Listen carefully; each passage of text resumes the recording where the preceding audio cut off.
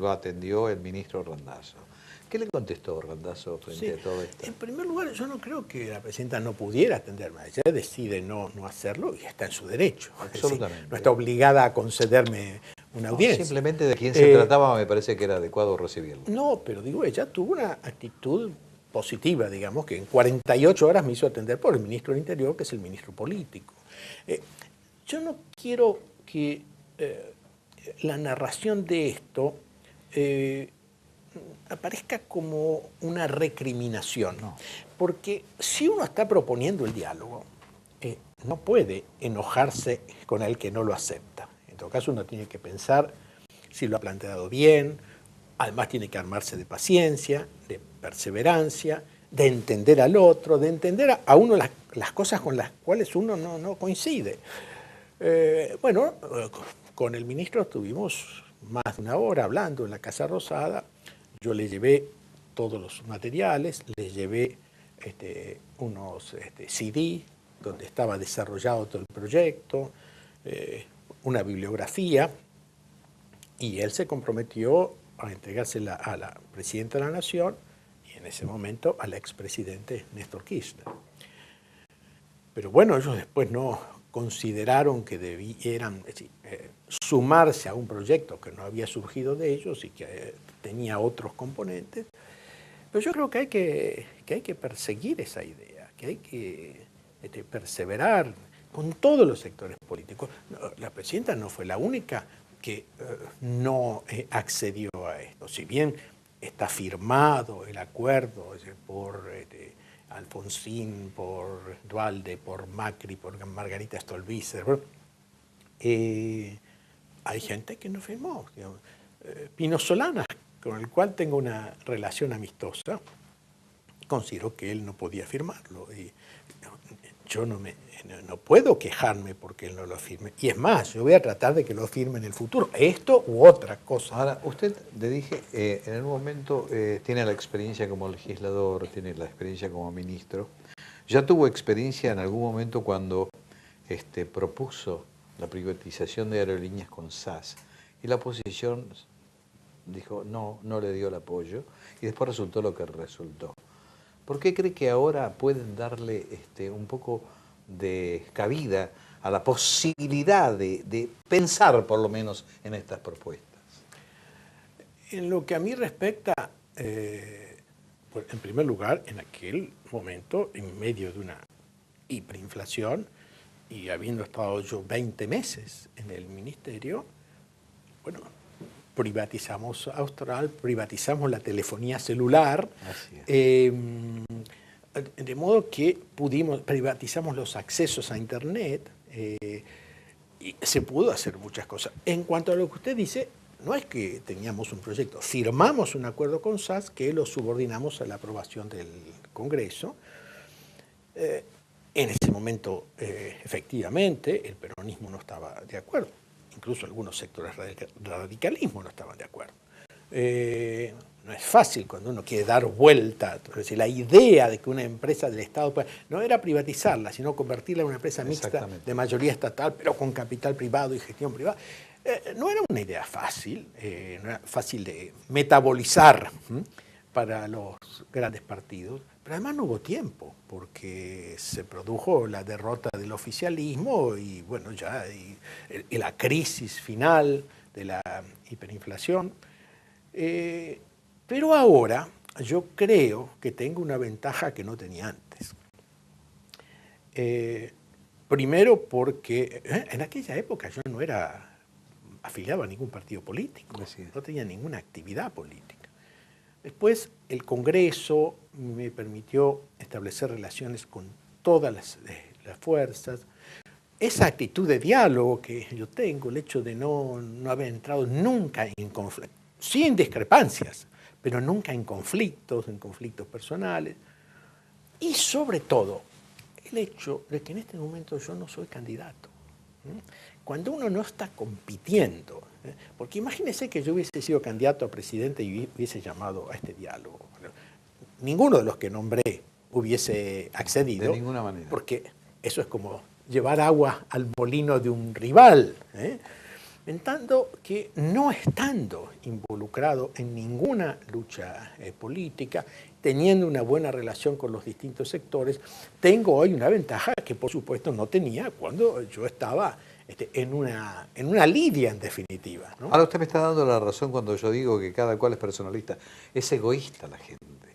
Porque en última instancia, si uno está proponiendo algo que puede ser definitivamente beneficioso para el país, en función del país, ¿por qué no apoyarlo? Bueno, naturalmente yo no voy a convertirme en vocero de mis adversarios, No. pero sí en comprenderla. Sí, por supuesto, tomemos el ejemplo que usted mencionó.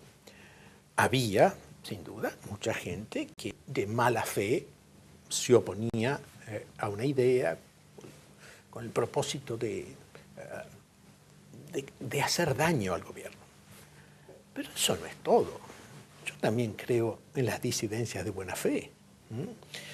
Había mucha gente, y hay mucha gente, que piensa que en materia de servicios públicos es necesaria la participación decisiva, monopólica del Estado. Yo no estoy de acuerdo y además creo que tengo muchos argumentos e historias y cifras para demostrar que no es así. Pero hay mucha gente que lo cree realmente, que lo cree de verdad, y entonces se opone a un proyecto de esa naturaleza. Hay gente que puede tener una actitud que yo no tengo, que también me parece una hipertrofia del nacionalismo, o sea, casi xenofóbica, pero que lo viven de cierta manera, genuinamente, que piensan que no se puede entregar los servicios públicos a extranjeros. Después hay otro factor que hay que entender. Cuando uno abre una ventana hacia una realidad muy distinta de la que se está viviendo, bueno, hay mucha gente que la deslumbra la luz o le disgusta el paisaje. Entonces, me parece que para hacer eso que usted propone, es decir, llegar al diálogo, a la unidad de criterio, uno siempre tiene que ponerse en el lugar del otro y no plantear que uno tiene la verdad y el otro se opone porque no le interesa el país. Esa actitud creo yo que conspira contra el diálogo. El famoso concepto de empatía, ¿no es cierto? Claro, De ponerse en el lugar del otro. Claro. De todos modos, y como para ilustrar un poco a nuestros amigos, hemos leído, por supuesto, el libro. Entonces, usted menciona y propone en cada una de las áreas este tipo de soluciones y da argumentos valederos, históricos, como para decir cómo, si se pudo hacer, ¿por qué no ahora? Por ejemplo, en materia de educación, sus propuestas. Mis propuestas son muy difíciles de implementar, porque van en contra de muchos criterios imperantes hoy en día. Entonces, lo primero que uno tiene que saber es que necesita no solo acuerdo político, sino acuerdo con la comunidad educativa. Me refiero a los estudiantes, a los docentes, a los padres. Cuando uno ve que en el índice de la OCDE, que utiliza el método PISA, la Argentina está hoy día, no sé, 52ª, es decir, los conocimientos de matemáticas, lenguaje y ciencia de los chicos de 15 años son preocupantes. No se lee en Argentina. Bueno, por eso digo. Además, cuando se analiza, no se analiza solo si se lee, sino se analiza lectura y comprensión de textos. Bueno, estamos mal. Ahora, ¿cómo se sale de eso? Yo creo que no se puede salir sin disciplina y exigencia. Me refiero a disciplina intelectual, disciplina en el comportamiento social y un régimen de mucha exigencia. Y eso va en contra de la tendencia actual que identifica la disciplina con el fascismo,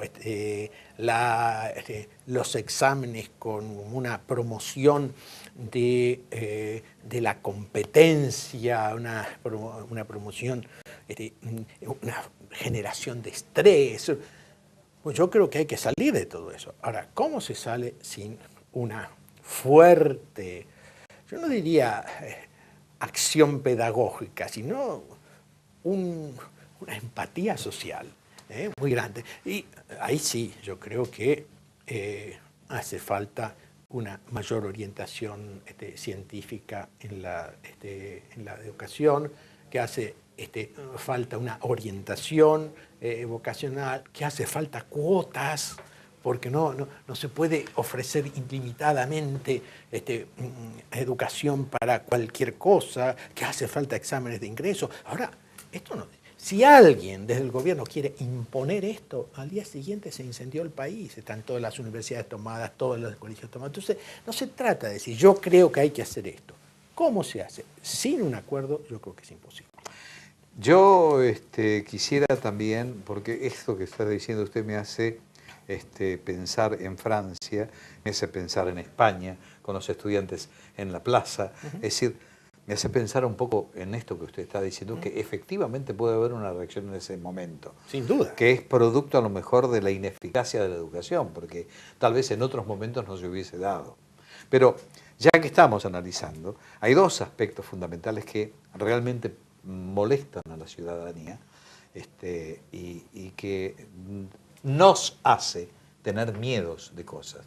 Estamos hablando de seguridad y la violencia con motivo de la seguridad. ¿Qué propone? Yo creo que el que proponga una solución mágica es un embaucador. Porque la delincuencia está causada por factores muy distintos.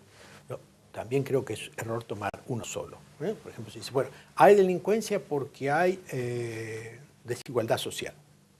Bueno, eso solo no alcanza.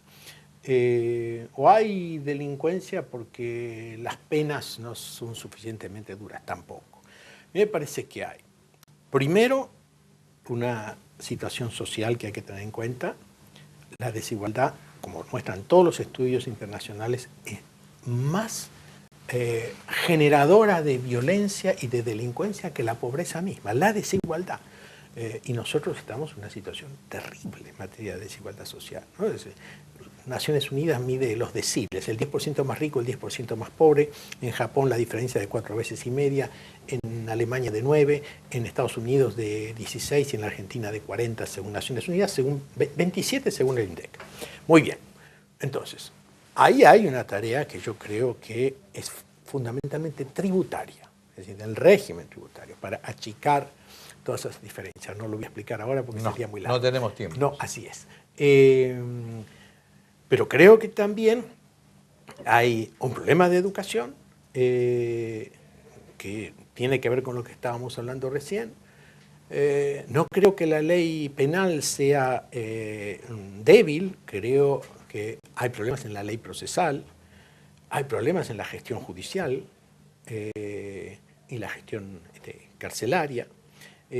Si uno no toma ese paquete, la idea es decir que aumento las penas y entonces bajo la violencia, o hago un plan de asistencia social y bajo la violencia, yo creo que es absurdo. Doctor Terraño, gracias por venir, ha sido muy doctor. amable. Hasta gracias. cualquier momento.